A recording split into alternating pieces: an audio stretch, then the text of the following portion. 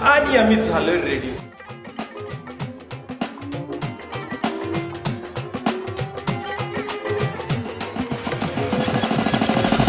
हा माझा कुर्ता आहे संगीतसाठी. हा माझा असा लुक. आणि हे तयार होऊन गेले सगळ्यांच्या आधी आणि माझी टीम अजून तयार नाही. हे अजून डान्स करताय, नाचताय. पण मला खाली फोटोग्राफरने बोलवलंय तर फोटो काढायला आपण जातोय लवकरात लवकर. फक्त काका इथे रेडी झालेले सगळ्यांच्या आधी. Hi guys. येस. वेट माझं स्वतःचं संगीत असल्यामुळे मला जास्त वेळ कॅमेरासमोर बोलायला जमलेलं नाहीये. सो मध्ये मध्ये मी व्हॉइस ओव्हर केलेलं आहे जे की तुम्हाला झेलावं लागणार आहे. Let's continue. आम्ही गावाकडून आल्यामुळे पुणेकरांनी आमचं असं काहीतरी स्वागत केलं जे सगळ्यांसाठी होतं, पण सगळे काही पोहोचलेले नव्हते तिथे. नंतर ही पब्लिक पूर्ण बसलेली ती वेट करत होती कधी स्टार्ट होईल. मला पण कळत नव्हतं की स्टार्ट होत का नाहीये. नंतर मग फोटोग्राफर बोलला की भावा मला खूप सारे फोटोज हवेत, आत्ताच तू प्रॅक्टिस करून घे आणि मला दे ते पोजेस, मी नंतर तुझा वेळ घेणार नाही. एक्साइटमेंट. वन्स अगेन परत एकदा तेच प्री वेडिंगचं परत एकदा प्रॅक्टिस झालेली आहे. तुम्हाला किती पण कंटाळा आलेला असला तरी तुम्ही तुमच्या बायकोला नाही म्हणू शकत नाही फोटोंसाठी, हे लक्षात ठेवा.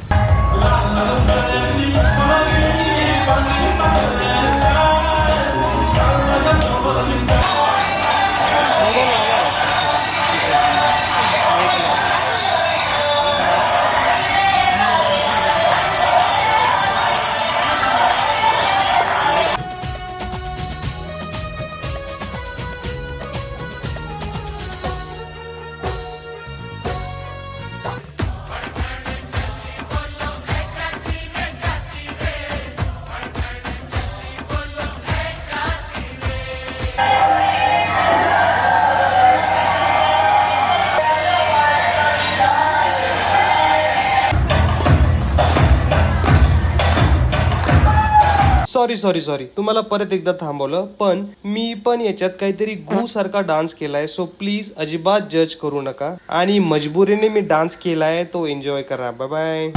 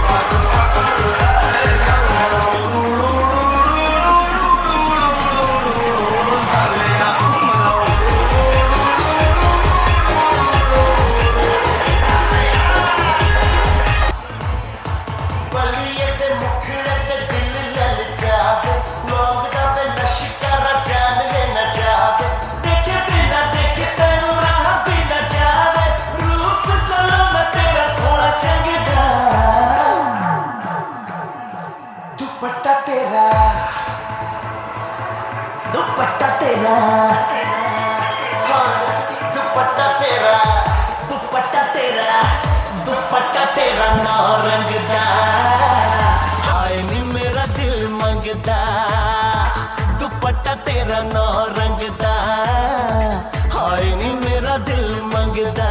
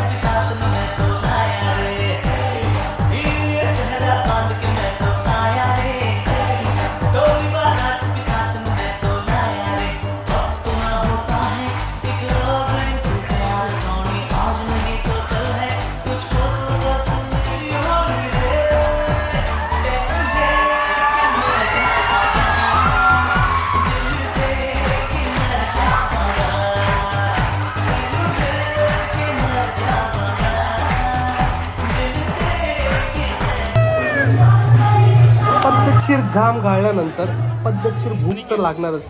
इथे खूप खायचा ट्राय केला मी, पण कोणी ना कोणी येत होतं माझ्या मागे पुढे, त्याच्यामुळे अजिबात मला पोटभर जेवता आलं आणि आय मिस दोज जेवण ऑलरेडी. पण मला परत कधी भेटेल काय माहिती नाही. आता 2 ग्लास पोटात काढून परत आता हळदीचा कार्यक्रम आहे, त्याच्यामुळे बघू कशी एनर्जी लावता येते अजून तर. त्याच्यानंतर हळदीची तयारी केली ना, हळदीसाठी मी इथे बसलो. माझ्या या सगळ्या माम्या, काक्या, आत्या आटलं पोयतं कोणले आणत, आतलं कोयतं कोणले आणू काहीतरी म्हणत होत्या. ते आमच्याकडचं फोक सॉन्ग आहे, ते म्हणत होत्या. त्याच्यानंतर इथं आमचं डिस्कशन चाललं होतं बहिणीसोबत. तिला म्हटलं तू आलीच नाही नाचायला. ती म्हणे मला तू भावच लावला नाही. म्हटलं ओके, असं बी काही असतं का. माझी बहीण नाचणार होती, ती नाचली नाही, तिच्या वाटेचं नाचायला लागलं मला. चारदा ओढले, चारदा. वहिनी तू कोणतं त्याच्यानंतर मॅडम आल्या, त्यांची पण आणि आमची पण हळदी एकत्र होती. मग ते तिकडच्या काही प्रथा, इकडच्या काही प्रथा, ते मिसमॅच होत होत्या. बऱ्याच नातेवाईकांची तारांबळ उडत होती, पण मजा आली. मी तर फक्त बाई गंमत बघत होतो, कोणती बाई काय बोलते, कोणाला काय राग येतो. मजा सॉलिड. लग्न ते झालं नाही तर लग्न पण इनकम्प्लीट वाटतं, तसं हे पण खरंय. या दोघी आत्यांनी माझ्या मंडोळ्या बांधल्यानंतर मला काही उमजत नव्हतं. मला फक्त आणि फक्त बेड दिसत होता, कारण सकाळपासून मी डेंजर थकलेलो होतो. आता याच्या नंतर माझ्या डोळ्यांमधली ती खुशीच सांगते की मी आता जाऊन पडणार आहे पद्धतशीर. आणि मी फायनली हळद झाली आहे, अख्खं अंग हळदीचं भरलंय. एनर्जी पूर्ण कार्यक्रम झाला एनर्जीचा. जरा झोपावं, उद्या भेटू लग्नासाठी. Bye bye.